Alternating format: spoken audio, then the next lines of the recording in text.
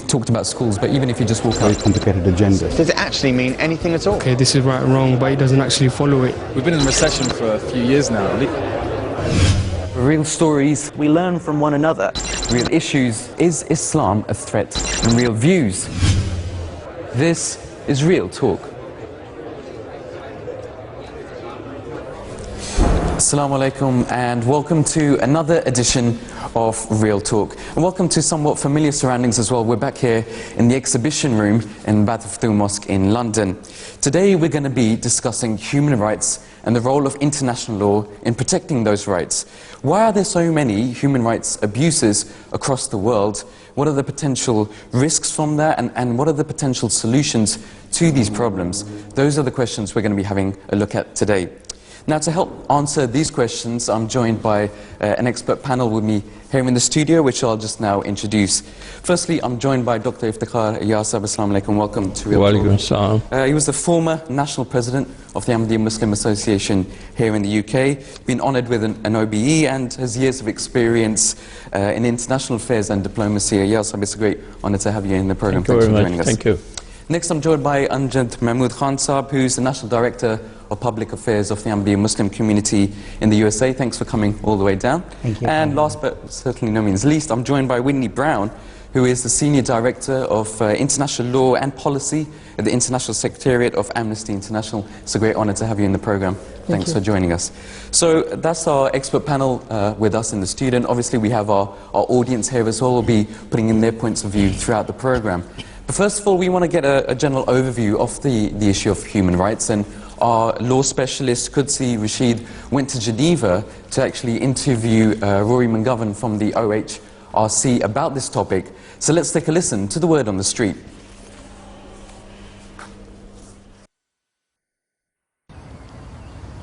Today's programme is about human rights, and you're joining me at the United Nations headquarters in Geneva. The United Nations was established in 1945 at the end of the Second World War. The nations of the world came together to vow that the atrocities that were seen during the Second World War would never happen again. In that spirit, the principles of the United Nations were laid down: the maintenance of international peace and security and the promotion of human rights. The last 60 years have seen great improvements in the field of human rights. Rule of law has come to many countries, the end of colonialization, and the establishment of justice. However, human rights violations still abound today. Nowhere in the world will you find somewhere where there aren't human rights violations. I'm here at the United Nations to see what can be done about that.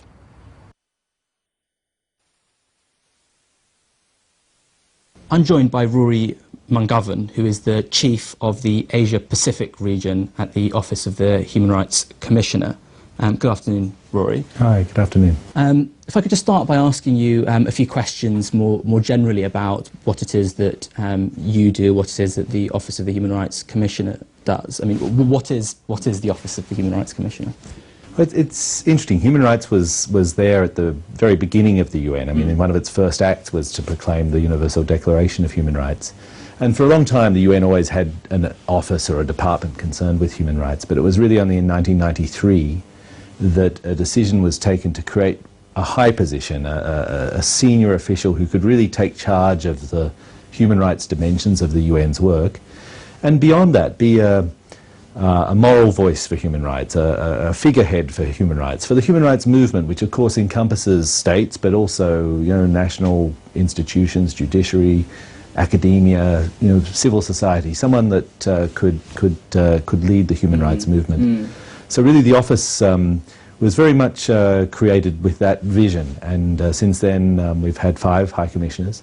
Our current one, Navi Pillay, is a very interesting woman. She was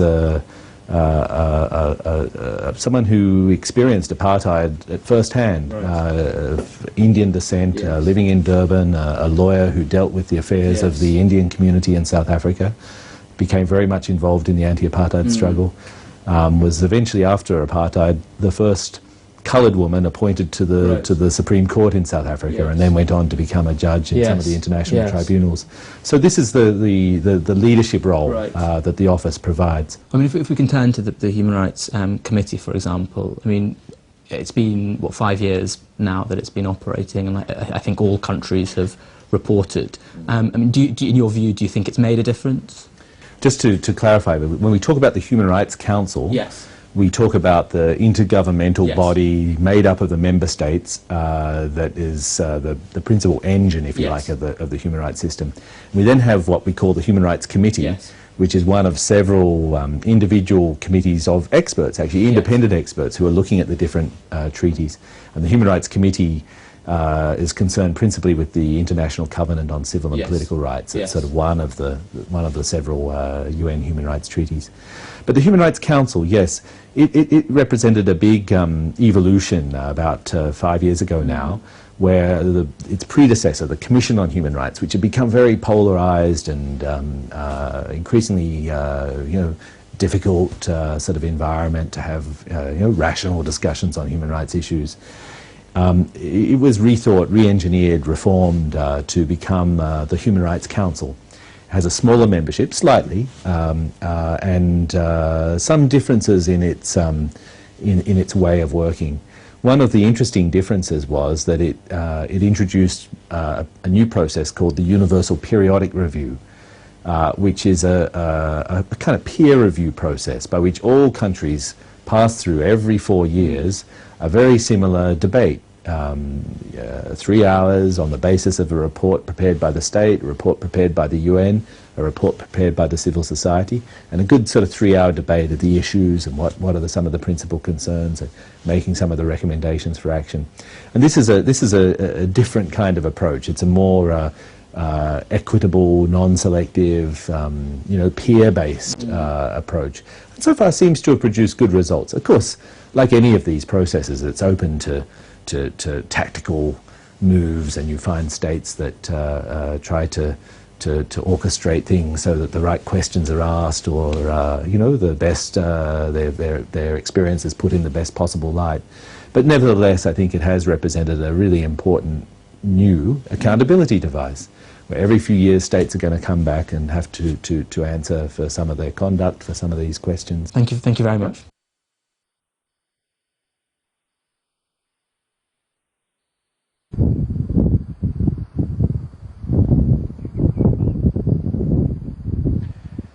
So the UN is the body that's charged with the protection of human rights. It is the international organisation that lies at the centre of the international community's attempt to promote human rights.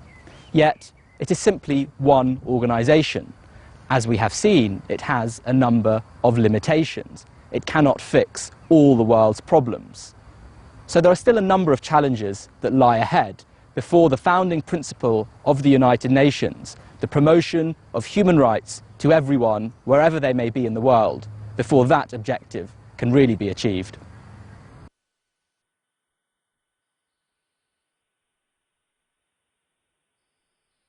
So that was the word on the street, obviously looking at the role of the UN in terms of international law. Whitney, if I could turn to you first, getting the discussion started here in the studio. When we talk about human rights, what do we actually mean? Well, we're really talking about a very simple idea, which is about the inherent equality of every human being, the inherent dignity and equality. And that dignity and equality is about the right to live free from discrimination, free from fear, for instance, fear from the police, fear from armed groups, and of course free from want, that everybody should have shelter, food, family, education, healthcare, etc. Okay. I'm just turning to you. I mean, what's the real importance of this? Why do we need that in today's world? Well, for all the reasons that Whitney, my esteemed colleague, mentioned, what human rights concerns is really the state of humanity. And so as an individual, perhaps even living in the UK or the US, in a country where perhaps deprivation of human rights isn't as palpable or evident, it's still very much nevertheless important for individuals and citizens to understand and recognize the value of human rights. Right. Because in so doing, you are understanding the state of our humanity and whether we are improving as a humanity to recognize fundamental universal standards for equality, dignity, and so forth. Right. Yasser, just turning to you, I mean, something that Amjad just mentioned there is myself living in this country, other people living in so-called Western developed countries. You know, human rights abuse is not something we seem to encounter on a day-to-day level. So why is it important for us to be, you know, to care about human rights and put it in as a priority for us? Actually, I see the most important part of human rights is to be conscious of the rights of others, because it is only by securing and guaranteeing the rights of others that we can secure our own rights. And the issue at the moment is that people have become so much conscious of their own rights, right, with very little concern or care for the rights of others. And that's where most of the problems lie, because everybody wants to make sure that their rights are secured and they get what they really want. But then there is very little effort that's going on to make sure that the rights of others are also secured. And that is why Islam has very, very strongly emphasized the principle of justice. Okay.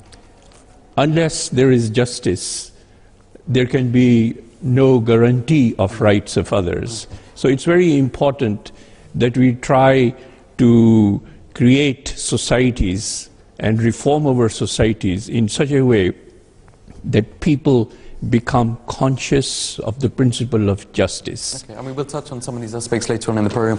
When you just turn to what is the state of human rights? Are we looking at this generally globally? What kind of situation are we looking at right now? Well, that's always a difficult question, but I think what we are seeing is, in terms of the problematic aspects, is a lot of intolerance. And we're actually seeing that in Western countries. For instance, in Europe, we've seen a huge upswing in what I would argue is xenophobia and Islamophobia, as well as attacks, for instance, on the Roma. So that's problematic that we have that attitude of rights are for us but not for other people happening in Europe. In developing countries, I think we have incredible poverty and no access to justice. And that poverty is really a symptom of gross inequalities. And that's inequalities within countries, and it's inequality between countries. But you have people living where every day is a struggle for survival and no access to justice. Amjad, why do we still have human rights abuses today? You know, we're supposed to be a developed society, developing world. Why are we still having these basic issues that we can't seem to really deal with? Well, I think there is a perennial struggle within society and within interactions between human beings as to, in terms of power. Okay. And the power play that exists in the world. And unfortunately, when societies and countries and leaders within those countries are seeking the pursuit of power, they do so at oftentimes, not always, but oftentimes at the expense of human rights. And the abuses persist even in the 21st century, and perhaps even more markedly so, because the world hasn't come to terms with universal standards the way it should. And you know, as my colleague mentioned, these covenants, these universal human rights treaties and standards are really a creature of a product of the 20th century, not too long ago. And so when you have the most important international covenant, the Universal Declaration of Human Rights, established in 1948, just 60, 70 years ago, that process needs to take its course. And there has been improvements, but because that is a new phenomenon, the idea of international law and human rights is a relatively new phenomenon. It needs time to actually materialize. I want to bring in the audience to discussion now. You as youngsters living up in this country, how does human rights affect you on a day-to-day level? Is something that you're aware of, or something that maybe you don't even think about? I think it's a very good question to ask. In my personal opinion, human rights is an issue which has always been discussed in news and everywhere else, but with time going, I do respect your view, but I think at the same time I do believe very strongly that greed has a lot to play with this. So I think the nation's becoming more greedy now. Or power greed? power greed, money greed, so in fact, which is quite important. So I think at both ends, I mean, of course, cannot say which particular group is in fact responsible, but I think in the end, it's greed all around, which makes it more worse. But again, I think I will go back to a question from that. For example, I mean, I do know you guys are expert in your area, but I'm totally naive with human rights. My question from that is, in fact, that I know very little about this. So Article 18 in your, which is the Universal Human Rights Declaration. When you see so many things happening around the world, every morning when I put my TV on, I do see everywhere in the world these problems happening. What are we doing, in fact, practically, rather than just the lip service there? Why are the problems still looking much bigger than they were 10 years ago? Any answer? Okay, fantastic. Yeah, I want to get some more points of view and then we'll come back to that question, and thanks for your input. Ali, what about human rights on a day-to-day level? Is it something that you're really aware of? Are we putting enough emphasis on it? Yeah, I think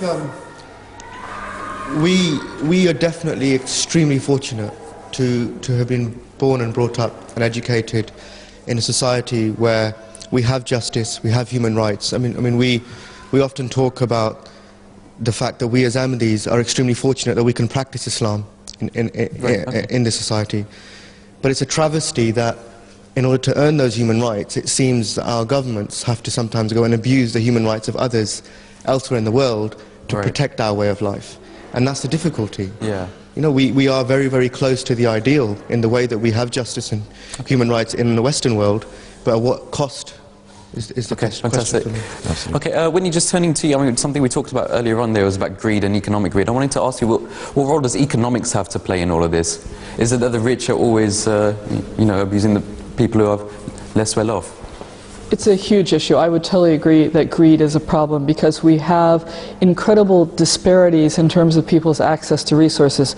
So you have some of the poorest people in the world living in some of the most resource-rich countries, and they're often a conflict in that country as there's a race for resources, and the race for resources is usually supported by governments where the corporations are incorporated. So it's Europe, it's North America. Increasingly we see China in there also, Australian companies going in and running roughshod over the rights of people in that country as they race to get their hands on those scarce resources to feed the greed and the lifestyle of developed countries where we live way beyond what is necessary for us. So I think that's the first thing. But also we see the failure of the government to actually regulate predatory practices. So when the economic crisis happened, one of the things that we needed to look at was how the government said, banks don't need regulated, the market doesn't need regulation, markets work. Well, if there's one thing that we learned from the economic crisis, it didn't work.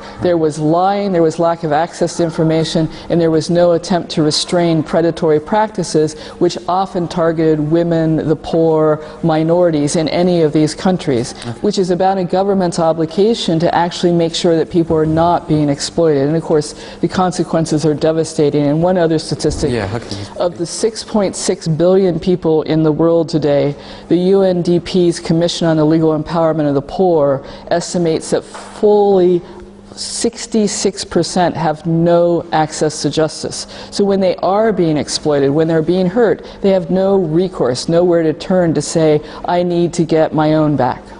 Okay, maybe Yasser, I can bring you onto that. How can we actually make people care about these issues? Well, you see, the big issue is that human rights is first generally mentioned in the constitutions of all the countries. Okay. And then you have the Human Rights Charter, which is taken on the fringe. The countries do not focus on the Charter as much as they should. And there is no awareness campaign or education about the Charter itself in the country. So people hardly know anything what the Charter contains. It is very interesting that recently in an international meeting on human rights, I asked one of the new ministers who is responsible for human rights in his country, I asked him if he had seen the Charter itself. Really? And he confessed, he said, no, I'm sorry, I have not seen the Charter myself, but I know about it. Okay. And he said he cares about it, but if he hasn't seen it.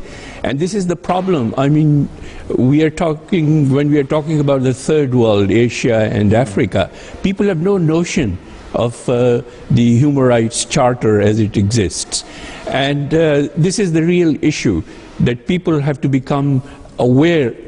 And when they become aware of it, they will not only respect their own human rights, but the human rights of others as well. Because awareness is very important in relation to respect of a certain charter. Yeah.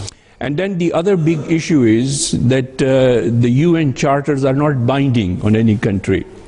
Yeah. If a country fails to comply with them, the UN cannot really do anything mandatorily. Yes, we're going to come back to that. But just moving to the audience again, we talked about this UN Declaration of Human Rights, and it'd be interesting how many of you yourselves are aware of that. If we could get just a show of hands, how many of you have maybe read some articles from it? Okay, so one or two people here. Do you think it's something which is widely publicized enough? Is it something that we need to actually, we have some people shaking their heads here as well. I want to get their points of view. We can just pass the microphone back to the gentleman there at the back. I just wanted to mention that A.R. Saab's point is very poignant in society now, that the developing world do not understand their own rights. Therefore, it's very easy for them to be exploited by a power or somebody from the developed world or something like that.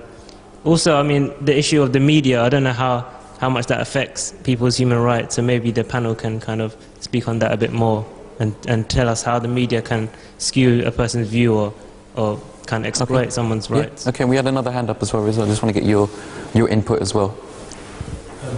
My question mainly was more to do with education. Some of the points that have recently just been raised about the Charter, it's a lack of awareness. Should this be done at schools? Wendy, should Amnesty, maybe with the input of someone, an organisation like Amnesty International and the UN, should they be doing more to encourage governments to bring this up at an early age so children are aware of human rights and what's actually involved? Yeah, fantastic question. I mean, let's pose that too. What kind of work is Amnesty doing at a grassroots level to educate people and raise awareness? We actually do extensive work on what we call human rights education, both in schools but also for adults, and particularly in developing countries. We have a huge program on human rights education in Africa. The one point I would make, it's not that people don't know their rights. I think we all have a fundamental sense of fairness that says, I shouldn't be scared every time I leave my home, and my children should have education and not go to bed starving. I mean, we all get that. The question is, what's the responsibility of the government to make sure that happens for me? And that comes into the education element, where the education is not about what our rights are, but who's responsible for making sure that those rights are not abused. And that goes to understanding that corporations cannot abuse your rights, your government cannot abuse your rights, majority communities in your country cannot abuse your rights. But understanding that is also about access to justice. I'm just turning to you. I mean, it's one of those unfortunate aspects. Human rights is supposed to protect the weak individuals, but at the end of the day, it's being caught in all these political traps and nets and systems and processes. And do you think we're ever going to get around that so that we can actually pass through legislation properly and enforce it for the people who actually need these laws the most?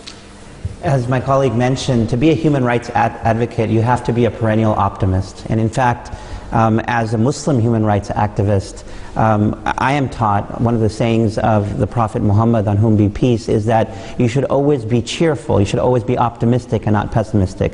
With that said, I do believe that in spite of all the politicization, in spite of all the difficulties of having people opt into a system that really matters, in spite of all of the struggles, there's been tremendous progress in securing fundamental human rights for millions of people in the world through the UN, through these charters, through these instruments, and through this evolving discourse towards an understanding of universal human rights. It is not going to be solved overnight. All of the struggles that we've endured, that we know about, for example, the civil rights movement in the United States, the rights for women, the idea of torture, all of these very difficult, vexing questions took even more than centuries to resolve. And they're done sort of organically, but it requires that element of progress and instrumental progress and incremental progress. And that, I think the idea of yardsticks and seeing and taking stock of where you've come year to year is very important, and organizations such as Amnesty help with that. So like you said, you need to be an optimist. Let's finish on a positive note. Whitney, just turning to you, are there any successes that Amnesty have had and other maybe NGOs in terms of human rights? So what have we achieved in the last few years? Well, are there any specifics that you could point to? Amnesty International was actually founded 50 years ago this month. Okay. And it was founded by a British barrister who got upset when he saw that 2 people in Portugal had been imprisoned by the government just for toasting freedom. And journalists, I think for The Guardian, wrote that it was one of the larger lunacies of our time. Mm. Well, all I can say is being a lunatic in this case is very good, because we have freed literally thousands, if not tens of thousands, of prisoners of conscience. We have helped build the architecture around what human rights is. We know that we save individual lives. For instance, we know from many people that we've worked with who've been imprisoned in Iran or in Russia or in China, that when they know that Amnesty International is following their cases, that they're much more careful and much less likely to torture them. Sure. So we do make a difference. We're helping organize in slums in Kenya. We're helping enforce the right to information law in India. You can do a lot, but I think it goes to that idea that we often feel insignificant and powerless in the face of such abuses, but we can make a difference. Okay, we need to just go for a short break. So thank you for this part of the discussion. Stay with us after the short break. We're going to carry on the discussion and have a look at the role of Islam in this as well. What perspective can we take from this, and why there's so many human rights abuses that are happening in Islamic countries as well. It's a very important issue that I think we need to tackle. So stay with us after this short break. Allahumma salli ala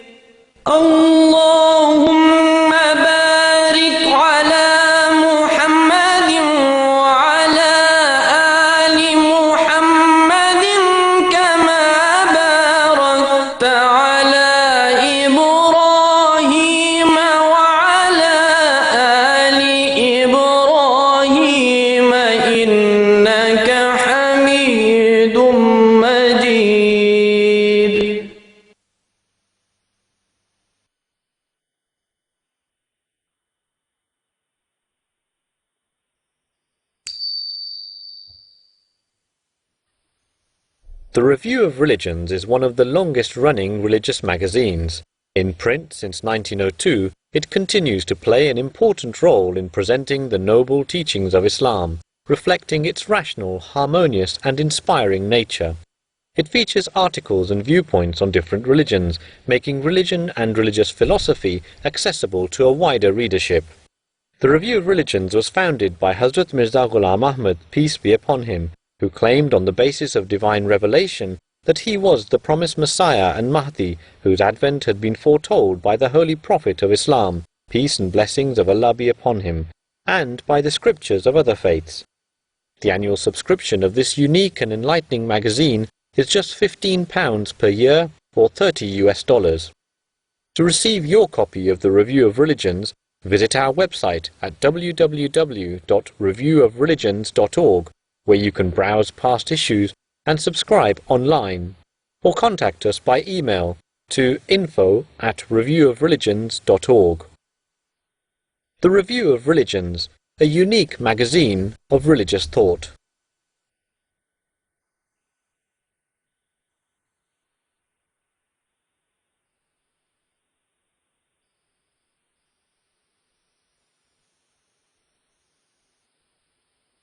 I'm here today with the Secretary General of Amnesty International, Mr. Salil Shetty. Thank you very much for joining us, Mr. General Secretary. My pleasure. And Mr. General Secretary, in relation to your role, what particular initiatives do you take to help enhance the promotion of human rights?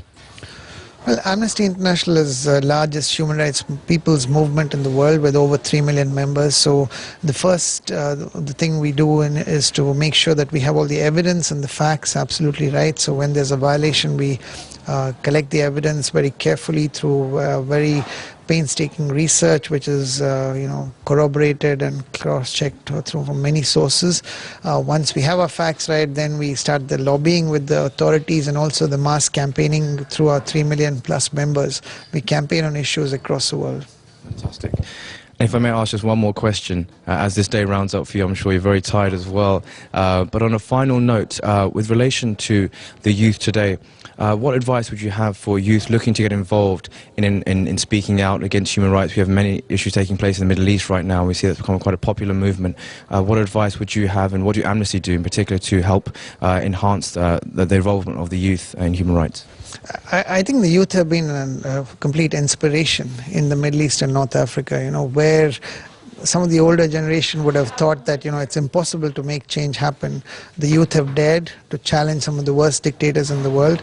They've used digital media effectively to come together. So, and youth are a big part of Amnesty's work across the world. In fact, we're going to strengthen our work to support youth movements across the world to stand up and speak truth to power. Fantastic. Well, thank you very, very much for your time, and we've been here today with the General Secretary of Amnesty International. Thank you. Thank you.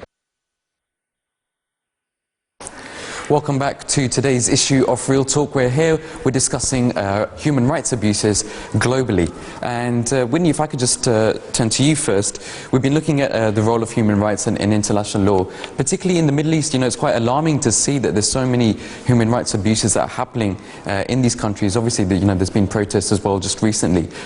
What are your views on that, and to what extent are these human rights abuses, and what kind of abuses are happening in these countries? If you could just shed some light on that, please. Yeah, I think what happened in Tunisia and Egypt, and now what's happening around the region of the Middle East and the Gulf, is extremely instructive for two reasons. One, people were rising up to say enough because they were tired of political repression, police brutality, torture, and the arbitrariness of abuse that happens. But they also were rising up against the lack of economic opportunity and the rampant corruption. Now, what makes it particularly striking is to realize that these are governments that were largely backed by European governments, the US. I mean, the amount of support for President Mubarak's government in Egypt, where it was absolutely clear that he was willing to run roughshod over the rights of Egyptians, is itself shows that the way that you can have a country that appears to be rights respecting, but saving its own sense of security at the expense of others. The success of the uprisings in Tunisia and Egypt are, of course, very fragile. And one question is whether they'll be consolidated. And, of course, the absolute crackdown, I mean, Syria, Libya, obviously, are the most troubling. But what we're seeing in Yemen and Bahrain, across the board, Iraq, we're seeing the willingness of governments that are themselves incredibly brutal to shoot their own citizens. And all those citizens are saying is an end to brutality and give me economic opportunity. I mean, just moving it a bit more far afield, even Asia-Pacific countries, where you're talking about Indonesia, Pakistan, and other so-called Muslim countries there as well. What are the issues there? What are the abuses there? Well, in what you have in Afghanistan and Pakistan, of course, is completely exacerbated by the conflict there and the role of fundamentalist groups that are very intolerant. In Malaysia, in Indonesia, it's interesting. We see we see developments there that are very interesting. You have a very conservative movement in Aceh, but at least the conflict in Aceh that was going before the tsunami has died down. You have religious tensions and communal violence, of course, in India, in the Philippines, in northern Thailand. Southern Thailand, one part of Thailand. Okay. And that communal violence based on religious difference is extremely disturbing. Okay. And I think one of the things, the importance of religion, of tolerance for different religious views, and acceptance that people have the right to choose their own religion, as long as their exercise of that religion doesn't impinge on the rights of other people, is so critical. Yeah, Yasab, just turning to you. I mean, we're looking at these Muslim countries, and unfortunately we have oppression and persecution. What are the reasons for this? Is this because of Islam, or is it more subtle problems within the country? I think it's because of ignoring the beautiful teaching Islam has offered on rights. Islam takes the view that the fundamental principle is the principle of rights for all. Okay. And that is rights for all the creation of God. Islam does not leave out the rights of anything that God has created. And this is a beautiful teaching because it then gives us a sense of responsibility towards maintaining and sustaining the rights of environment, the rights of animals, and the rights of humans as well. And all these rights are then associated with our obligations and rights to God Himself. So it's a very comprehensive view that Islam has provided for the sanctity of rights. Right. And then Islam has provided principles on which these rights are based. For example, the Holy Quran tells us that be very careful about measure. Be very careful about measure, and be very careful about balance. Right. So balance and measure in everything is extremely important. Right. Because even in the case of human rights, balance is very important.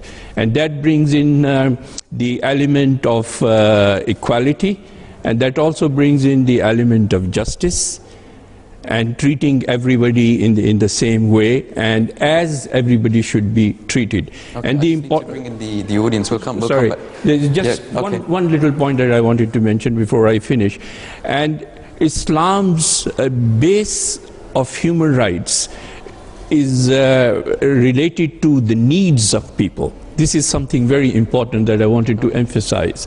Somebody may have more needs, somebody may have less needs. Okay. So you try to fulfill the needs of every human being as it is required in a very dignified and respectable manner. Okay, all right, now that's a very important point. We have some hands up in the audience. Yes, if I could just get the microphone to you.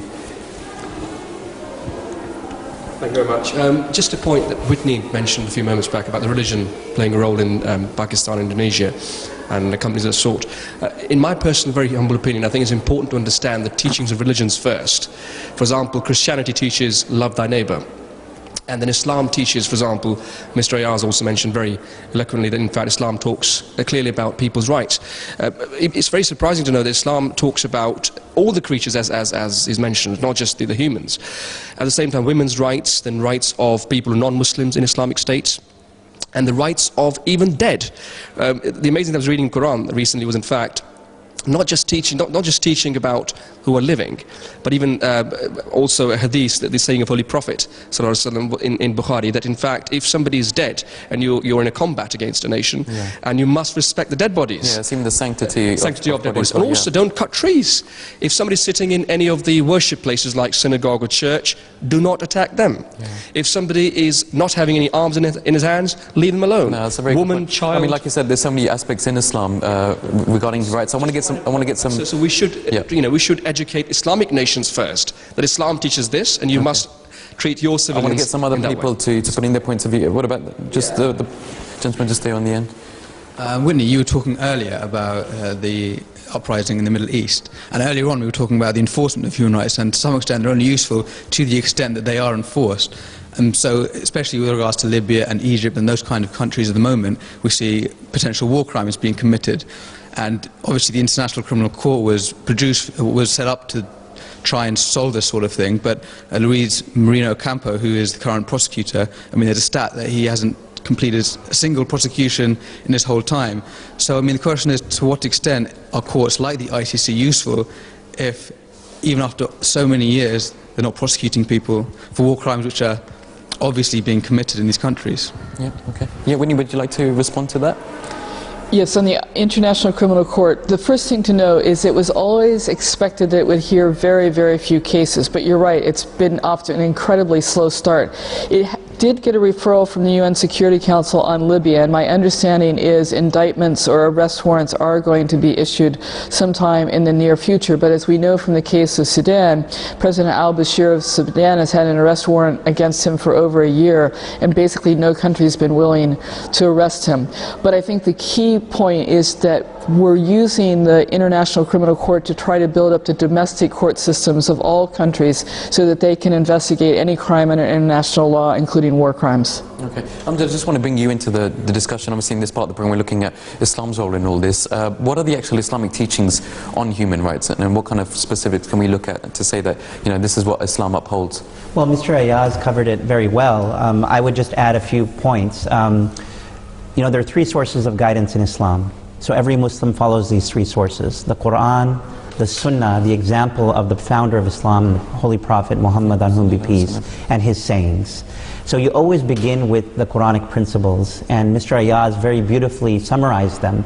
There's a few points to also bear in mind: the idea of adl, justice, and the idea of amanat, trust. These are two pillars of governance in Islam. Right. So with respect to human rights, theoretically at least, every Islamic nation should govern with those two very important principles in mind. And it's not just adl, the idea of justice, it's the idea of absolute justice, that justice is meted out fairly and it's universally applied, that there's no exception to that, and that all individuals, regardless of their race, religion, creed, nationality, gender, are all entitled to that sense of justice. Okay. And with respect to the Sunnah, the example of the Prophet is extremely important. That in as much as a lot of Muslims understand the Quranic principles that govern human rights, very few Muslims, sadly, understand the example of the Prophet.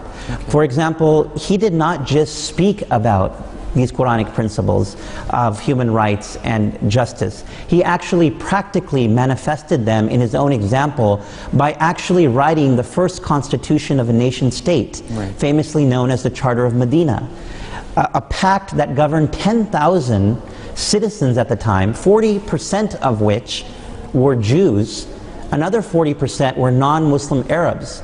Only 10 to 20% of the individuals that were governed by this charter were actually Muslims. Right. That is, were representing his own faith. And there were 46 clauses in this charter, sure, several of which have very robust and explicit protections for the Jews and non-Muslim Arabs. I'll give you another example, which I think is very important in the light of Egypt.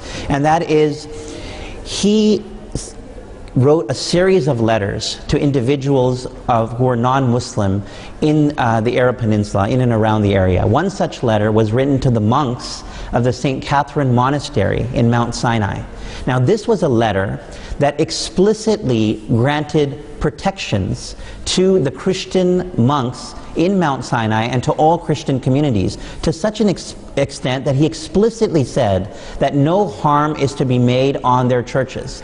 Now fast forward today to the abuse of Egyptian Coptic Christians. Just recently, several of their churches were burned down. Right. How paradoxical and ironic that just a few hundred miles from where this monastery, the oldest one in the world, sits, and where this letter is prominently displayed, and the monks of the St. Catherine Monastery cherish this letter, they are burning down churches. That's a really good point. So turning to the audience, as a group of Muslims, are we courageous enough to take up this fight and, you know, actually put human rights forward as a priority for these governments? As we mentioned, in this country we have the freedom of speech, we have the freedom of expression, where we can actually go out there and try and make a difference. Do you think we're doing enough? What kind of things should we be doing on an individual level as well? Yeah, I've got some hands up. Just the gentleman just at the back there, please. Yeah, I think that is vitally important to be educated on these subjects. But one thing that we need to be educated on is that what our responsibility is towards the government and what their responsibility is towards us.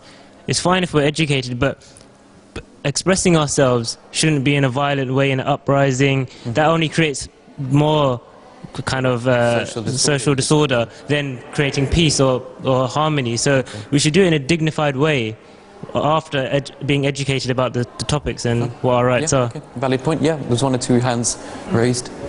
Yeah, I just want to bring the United Kingdom into it. I think we are still struggling with overseas governments. You know, we give hundreds of millions of pounds of aid to Pakistan, for example, and only 1.5% of that actually filters down through to the education level. And, you know, following on, you've had major disasters in Pakistan, you've had this massive earthquake, you've had floods. How much of that money actually goes, you know, into, you know, why do we not see any, you know, restructuring? So are you saying instead of just chucking money at it, we should be looking at actually structuring it a bit better to help development? There's no accountability. I mean, perhaps we do our bit to, you know, give. Yeah. But why is there no accountability? Okay. Yeah. All right. Another point. Yeah. Just to say, yeah. I think one very important thing, and this is more towards Wendy, is that it's very easy for us to sit in the West and take a dismissive view and to say there isn't anything we can do about this, this is happening far away. There are things we can do about it, and Amnesty International, it does show a positive way. You know, it's a peaceful method of gathering evidence, making yourself aware, first of all, before you're going to challenge anything. And I think that's the general thing, because intolerance stems from ignorance. Right. And if we choose to remain ignorant about other people and other people's rights, as the Al-Sab mentioned, we will fall into the same trap as well. Not knowing how to protest, not knowing how to put forward rights, and not knowing how to challenge government. Okay, there's another point here. I just want to try and get as much input from the audience as we can.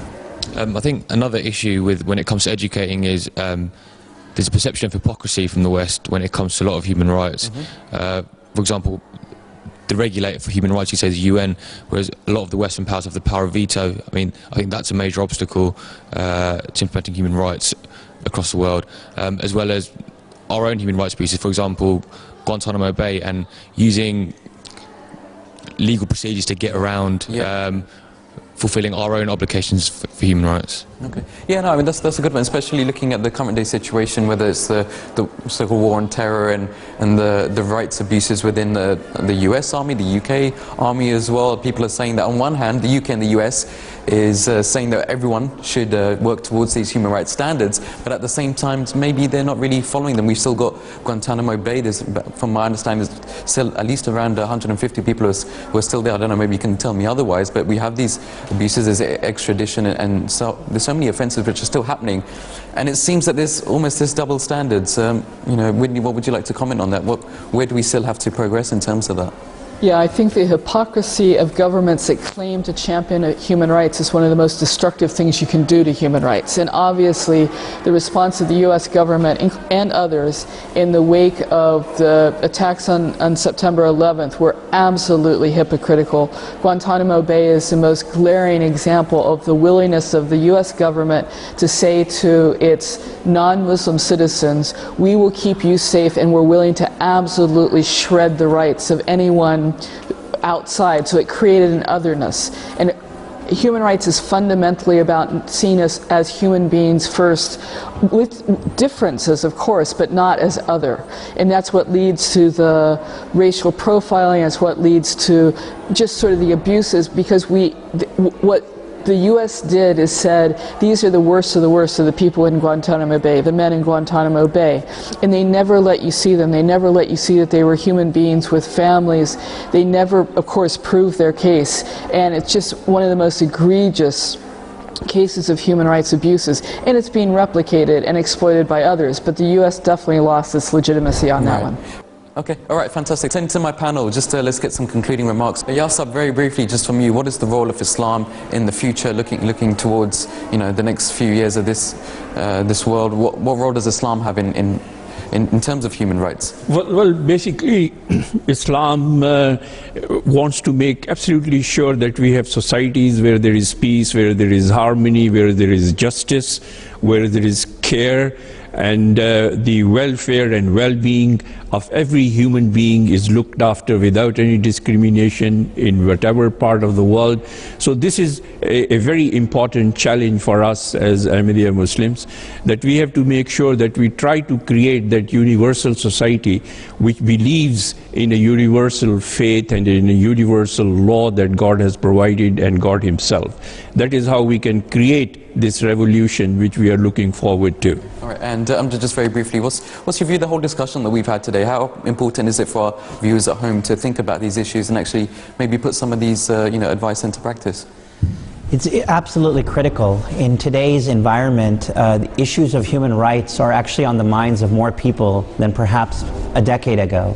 And that's perhaps owing to world events. One of the audience members spoke, for example, about the recent killing of Osama bin Laden. The world watched that happen.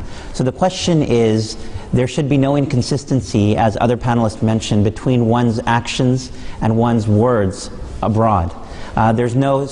Should be no notion of exceptionalism, for example, American exceptionalism on issues of torture and other issues. And I think the hope is that when the international community comes together and actually calls out the hypocrisy and rises above the differences that divide and actually focus on the similarities that unite, we can elevate the world discussion above this situation. In as much as Osama bin Laden's capture may have been, or killing may have been problematic from a legal perspective, I think everyone, or most of the world, if not the whole world, agreed that there was a scourge of extremism that had to be dealt with, and he was a figurehead that the world is better without. But the question for me, as a Muslim advocate, is when will Islam turn to its true and essential teachings? When will that revitalization take place within the 47 Muslim countries in the world? With all the regime changes in the Middle East, the question remains, will the new individuals who have all the qualities of true democratic movement, will they institute real reform? So for example, in Egypt, will there be true constitutional reforms? It's a golden opportunity. Will that constitution actually protect the rights of religious minorities? I mean, we'll have to wait and see what happens in these countries, and obviously everyone hopes for the best. When you're just turning to you, looking to the future, what work can Amnesty International do, and where are you sort of hoping to see yourself? You've just had your 50th birthday. Maybe in the next 50 years, what would you like to achieve by then? Well, I think first of all is never to, again, let any human rights abuse go unwitnessed, to always call it out and expose it. And this goes not just to governments that abuse, but it also goes to other entities, whether it's corporations, armed groups, other non-state actors, that we will always be a witness. The second thing is really to give a voice, to give a platform for those whose voices are never heard. There's so many people who they experience horrific abuses and their voices are utterly silenced. The third, absolutely challenge hypocrisy. If there's anything that human rights is most fundamentally about, it's about there's no different treatment, there's no justification for discrimination or exclusion or differential treatment. So if there's justice in the East, North, West, and South has to be the same. We can't have double standards. And finally, it is that we can all make a difference. I mean, one of our former prisoners of conscience, Eleanor Sirleaf Johnson, is the first woman president of African country. So she went from being tortured in a prison to being a head of state in Africa. That's because individuals collected together and said, we're going to make a difference. So join us. All right, thank you. Amjad Khan, Dr. Fakhari Yasab, and Winnie Brown, thank you very much for joining us in this program. Thank you to the audience here as well, and the viewers watching at home, and I'm sure you've got your views on this topic as well. So don't forget, you can always get in touch with us and our team. Our email address is realtalk@mta.tv. You can also visit our official website, www.mta.tv/realtalk, where you can find out more information about these topics, have a look at previous episodes as well, and put forward your comments on your points of view as well. And also you can follow us for the latest news on our Twitter account at @MTA_RealTalk. I'm afraid that's all the time we have for this particular discussion, but thanks for watching. And like we said, at the end of the day, it's down to us to instigate this change, and let's hope that we can actually make some sort of change on a grassroots level. Hope you can join us next time for another edition of Real Talk, but until then, Assalamu Alaikum.